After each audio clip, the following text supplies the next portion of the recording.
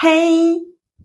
Est-ce que tu t'es déjà demandé, oh là là, je suis fatiguée, je suis vidée de mon énergie, j'en peux plus. Eh ben, je vais essayer de t'expliquer qu'est-ce qui fait que parfois tu t'épuises en fonction de ton profil.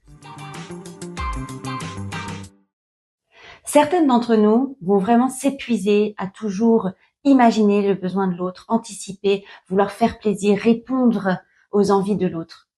Résultat, elles oublient leurs propres besoins. Et ça, c'est épuisant. Certaines d'entre nous vont s'épuiser à vouloir gagner coûte que coûte, atteindre un objectif, réussir. Résultat, elles se retrouvent coupées de leurs propres émotions. Certaines d'entre nous vont au contraire s'épuiser à vouloir trouver du sens, de la profondeur dans chacune des choses qu'on fait dans la vie.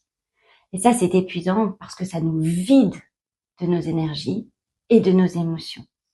Certaines d'entre nous vont s'épuiser à vouloir tout contrôler, tout maîtriser.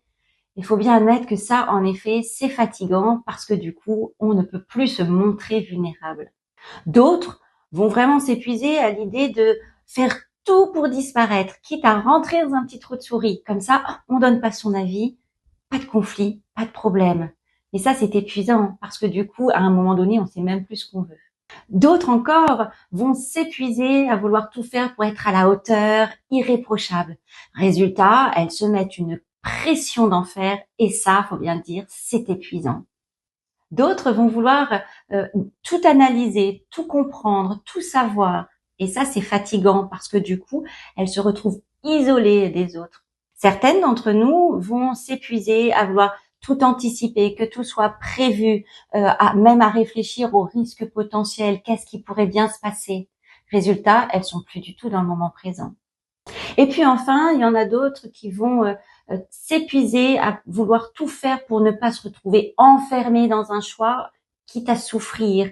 Et justement, elles vont papillonner et aller de projet en projet. Et ça, c'est épuisant puisque justement, à force de papillonner, on se vide de son énergie.